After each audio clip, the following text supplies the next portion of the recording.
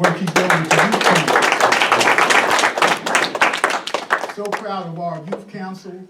At the state meeting in October, the Atlantic City Youth Council had the most members again for the second year in a row in attendance. Third year? Third year in a row for attendance.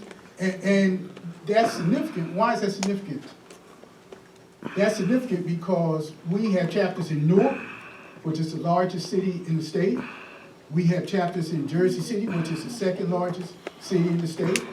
We have youth councils in Camden, which is larger than Atlantic City. And every year, we have the most young people who attend. And that's a tribute to the young people who take their time on a Saturday to attend the meeting all day, and they stay all day, and they go to the session. And that's also a tribute to Brother Goodman and what he does. Which leads me, before we even get into the minutes, to my next commercial. We support the Youth Council financially because it's important that we support our youth. But one of the ways we do that is through the Freedom Fund.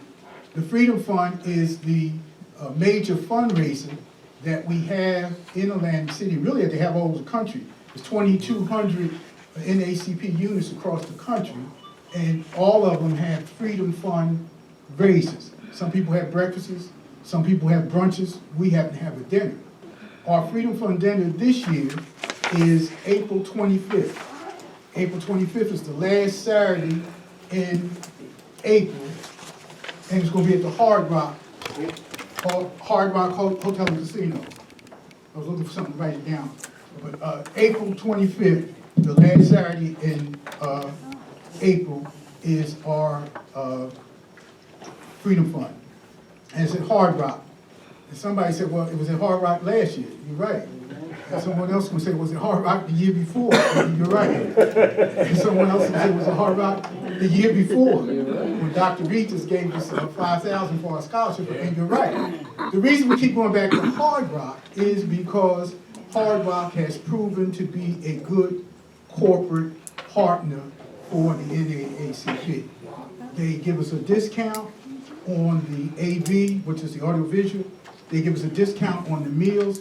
They give us prizes that we can give out at the event. So that's why we keep going back to Hard Rock, because they're a good partner. I think that makes sense. If you have a good partner, you should keep going back to it. So that's why we go back to Hard Rock. I announced last week the ticket price this year is $150. And I realized that everybody's economic situation is not the same.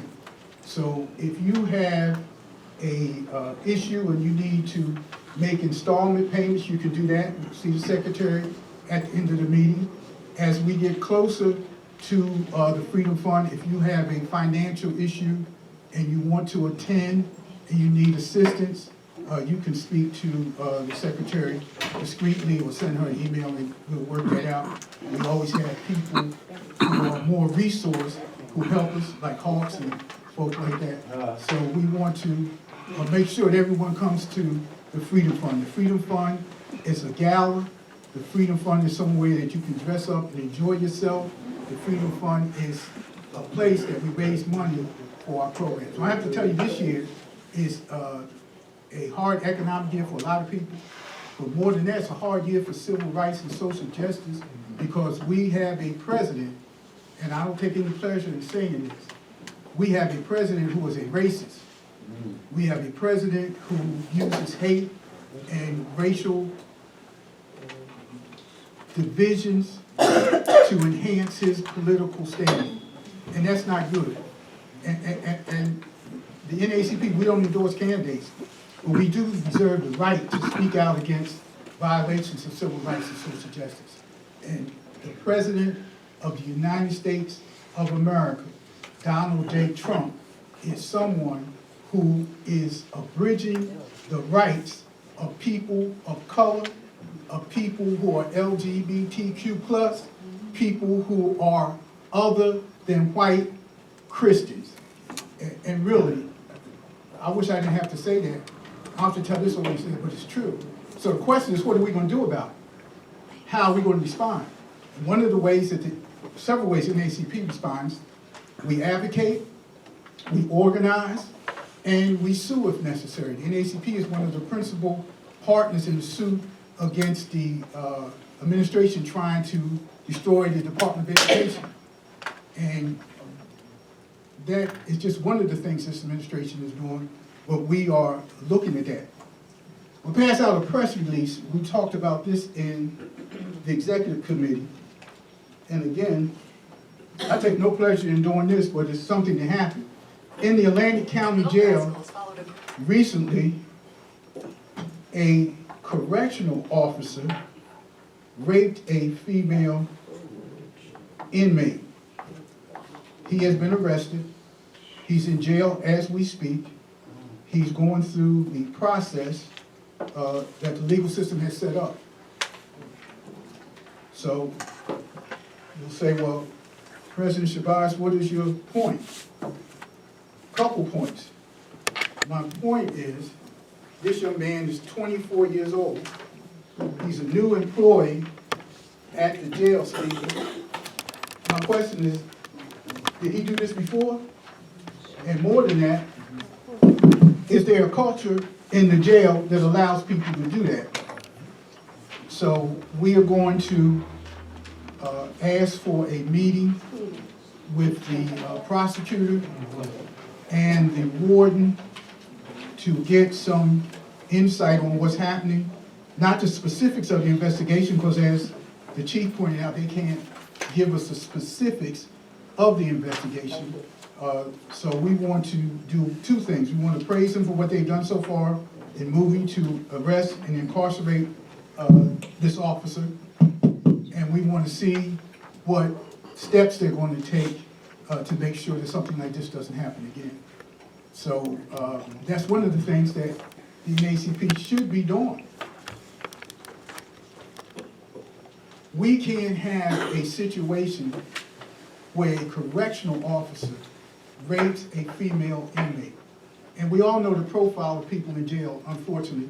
People in jail are poor, because if they weren't poor, they wouldn't be in jail. They would have money to bail out.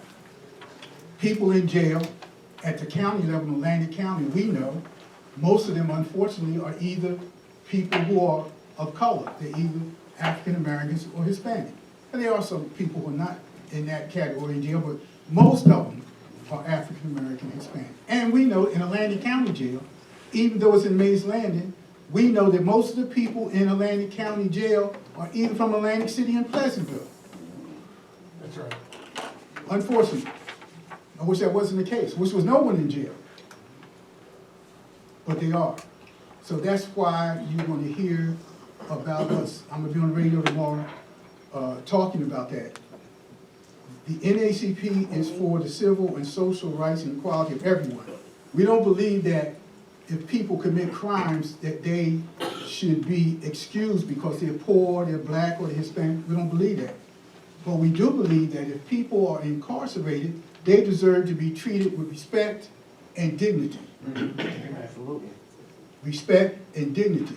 And just because they're poor, just because they are incarcerated, just because they don't have advocates, doesn't mean that they should be mistreated. Absolutely. So that's why we're doing this, and I hope that that you would agree. I don't think we have enough copies of it. Let me just read the statement real quick, and I'm going to ask if we have a motion to support this. The recent rape of a female inmate in Atlantic County Jail is a heinous, vile, and contemptible act committed by an individual in a position of authority over the victim. Incarceration does not strip a person of the right to be safe from violation. No woman in custody should ever be subjected to the perverted whims of a deviant employed on the county correctional staff. Atlantic City NAACP is calling on Warden David Kelsey, he's the warden, to release the results of his investigation and to clearly communicate the positive steps that will be taken to ensure that this dastardly act never happens again.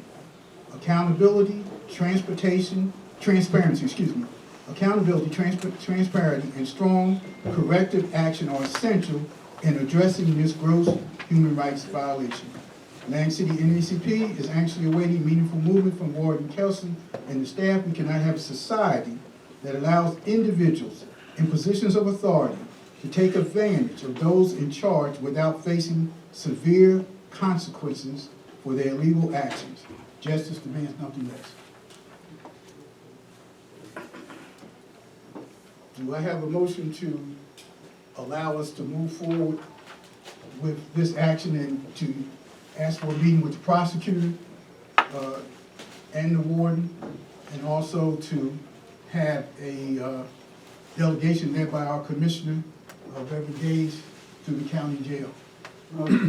Motion by Mr. Goodman, is there a second? Second. Second, Reverend Miller, Bailey, a lot of people. All in favor? Aye. Opposers have the right to be heard?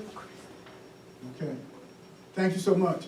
Before we do the minutes, let's give a round of applause to Dr. Regis, who is our food sponsor today.